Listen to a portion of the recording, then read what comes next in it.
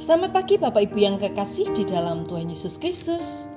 Pagi hari ini saya Eko Wahyu Suryaningsih kembali menyapa dengan kebenaran firman Tuhan yang terdapat dalam 1 Petrus 2 ayat 5. 1 Petrus 2 ayat 5. Biarlah kamu juga dipergunakan sebagai batu hidup untuk pembangunan suatu rumah rohani bagi suatu imamat kudus, untuk mempersembahkan persembahan rohani yang karena Yesus Kristus berkenan kepada Allah. Amin. Bapak Ibu yang kekasih di dalam Tuhan, orang sering mendefinisikan rumah yang nyaman itu dengan berbagai kriteria. Misalnya kokoh, rumah yang nyaman adalah rumah yang indah, bersih, luas, halaman yang besar, dan banyak hal. Karena itu setiap pemilik rumah akan selalu mengupayakan agar rumahnya terawat. Secara berkala mereka akan memperbaikinya. Genting yang bocor, cat yang telah pudar, atau kayu yang mulai keropos adalah beberapa alasan untuk diperbaiki. Ada kalanya diperlukan pula bangunan tambahan supaya dapat menciptakan apa yang disebut rumah yang nyaman. Bapak Ibu yang kukasih di dalam Tuhan, Jemaat Kristiani, kita sebagai umat Kristiani adalah batu hidup yang dipakai Allah sebagai bahan pembangunan rumah rohani. Kita disebut sebagai batu hidup karena Kristus yang menjadi dasar bangunan itu adalah batu yang hidup.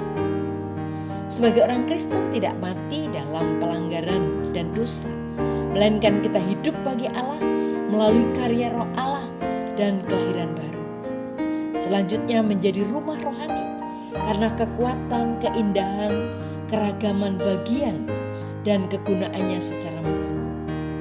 Sebagai rumah rohani, jemaat bekerja sama dengan kasih karunia Roh sebagai perabot-perabotnya yang diikat oleh Roh Allah dalam satu iman.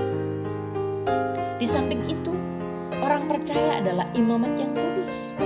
Istilah ini menunjuk kepada fungsi imam yang menjadi jembatan antara manusia dengan Allah.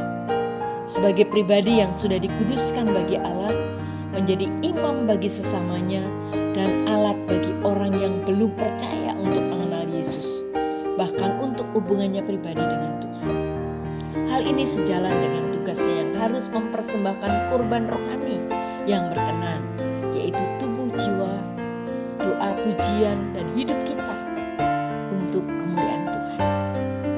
Itulah dasar yang harus kita yakini di dalam Tuhan Yesus Kristus.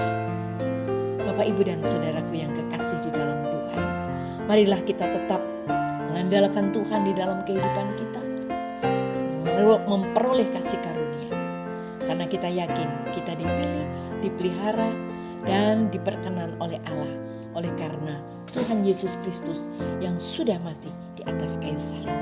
Amin. Mari kita berdoa. Tuhan Yesus, terima kasih buat firman-Mu hari ini.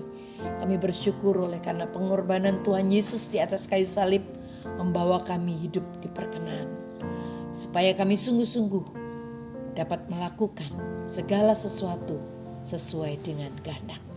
Dalam nama Tuhan Yesus kami sudah berdoa. Haleluya. Amin.